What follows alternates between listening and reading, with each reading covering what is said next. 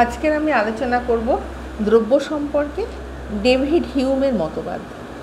তিনি একজন স্কটিশ দার্শনিক ছিলেন এবং তিনি অভিজ্ঞতাবাদী দার্শনিক ছিলেন। এছাড়া ছিলেন তিনি ইতিহাসবিদ, অর্থনীতিবিদ এবং প্রাবন্ধিক। তিনি অভিজ্ঞতাবাদ অর্থাৎ তিনি এম্পিরিসিজমের তিনি প্রধান প্রবক্তা ছিলেন।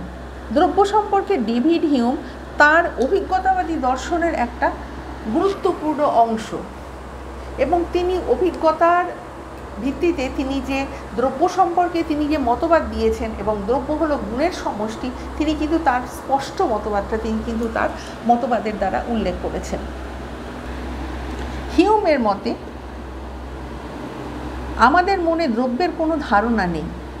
আমরা যা কিছু প্রত্যক্ষ করি তা হলো গুণের সমষ্টি, অর্থাৎ আমরা সম্পূর্ণ গুণগুলোকে নিয়ে যে বস্তুটা তৈরি হচ্ছে আমরা সেটাকেই আমরা প্রত্যক্ষ করছি, আর সেই দ্রব্য হলো গুণের সমষ্টি। সেই গুণ সমষ্টিটাকে আমরা দ্রব্য বলে মেনে নিয়ে আমরা সেটা বর্ণনা করছি। যেমন আমি এখানে একটা এক্সাম্পল দেব। একটা আপেলকে দেখলে আমরা তার লাল রং, মিষ্টি স্বাদ, গোল আকার, এই সব গুণগুলো কিন্তু আমরা আমাদের চোখের সামনে ভেসে ওঠে বা আমরা যখন দেখি সেটা আমরা প্রত্যক্ষ করে থাকি। কিন্তু এই গুণগুলো ছাড়াও আপেলের কোনো পৃথক দ্রব্য আছে যা এই গুণগুলোর আধার, এমন ধারণা আমাদের নেই। অর্থাৎ অন্যান্য দ্রব্যের ক্ষেত্রে কিংবা অন্যান্য বস্তুর ক্ষেত্রে কিন্তু একই কথা প্রযোজ্য। আমরা যদি একটা গাছ সম্পর্কে বলি কিংবা কোনো দ্রব্য মানে আদার অন্য কোনো জিনিস সম্পর্কে বলি, সব কিছুর ক্ষেত্রে কিন্তু দ্রব্য বলতে আমরা একটা গুণের সমষ্টিকে বুঝি, যা গুণ সমষ্টি ছাড়া অন্য কোনো কিছু সম্পূর্ণভাবে হতে পারে না। অর্থাৎ দ্রব্য হলো কতকগুলো গুণের সমষ্টি। এইরকম অরেঞ্জের ক্ষেত্রে হতে পারে, গাছের ক্ষেত্রে হতে পারে, দরজার ক্ষেত্রে হতে পারে, ঘরের ক্ষেত্রে হতে পারে, সব ক্ষেত্রেই, জল, সব কিছুর ক্ষেত্রে সে তাকে যে পাত্রে রাখা আছে তার সেই আকার ধারণ করছে। সুতরাং দ্রব্য হলো কতগুলো গুণের সমষ্টি। তার যে রং, তার যে আয়তন, তার যে আকার, সব কিছু মিলিয়ে যে জিনিসটা তৈরি হচ্ছে সেটাই হলো দ্রব্য। সুতরাং দ্রব্য জিনিসটা এখানে ক্লিয়ার হয়ে গেল। হিউম তার এ ট্রিটিস অফ হিউম্যান নেচার গ্রন্থে বলেছেন, আমরা কখনো কোনো দ্রব্য প্রত্যক্ষ করি না। আমরা যা কিছু প্রত্যক্ষ করি তা হলো গুণের সমষ্টি। তিনি আরও বলেছেন, দ্রব্য হলো মনের একটা কল্পনা যা আমরা গুণের সমষ্টির মধ্যে ঐক্য স্থাপনের জন্য তৈরি করি।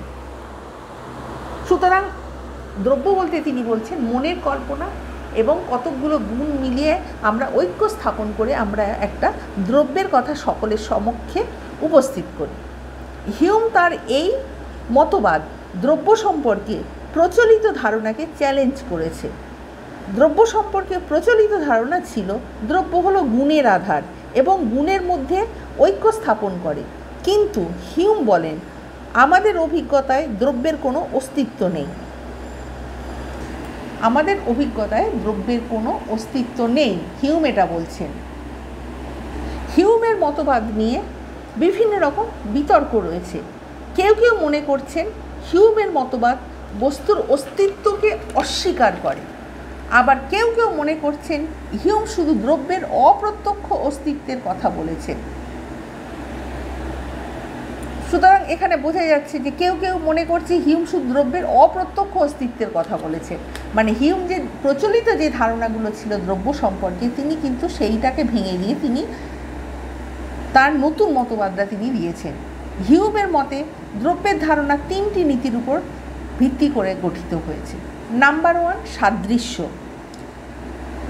রিসেমব্লেন্স, যেটাকে ইংলিশে বলা হয়। আমরা এইরকম গুণাবলী বা বৈশিষ্ট্যযুক্ত জিনিসগুলোকে একটা দ্রব্য হিসাবে কল্পনা করি। সুতরাং এখানে পরিষ্কারভাবে বোঝানো হচ্ছে যে কতগুলো গুণাবলী বা কতগুলো বৈশিষ্ট্যযুক্ত জিনিসগুলোকে আমরা একটা দ্রব্য হিসাবে কল্পনা করছি। সুতরাং দ্রব্য হতে গেলে তাকে কতগুলো গুণাবলীর ঐক্য হতে হবে, তাহলেই সেটা দ্রব্য হিসাবে তাকে কল্পনা করা যাবে। নাম্বার 2, স্থানকালিক সান্নিধ্য, কন্টিগুইটি।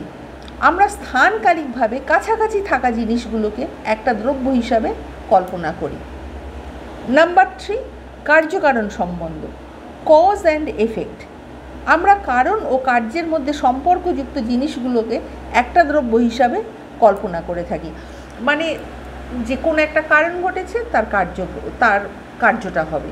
এই রকমভাবে যে সম্পর্ক, সেই জিনিসগুলোকে আমরা একটা দ্রব্য হিসাবে কল্পনা করি। হিউমের এই মতবাদটা দ্রব্যের ধারণার একটা গুরুত্বপূর্ণ সমালোচনা। এটা দার্শনিকদের মধ্যে দ্রব্যের প্রকৃতি সম্পর্কে নতুন করে চিন্তা করতে উৎসাহিত করেছে।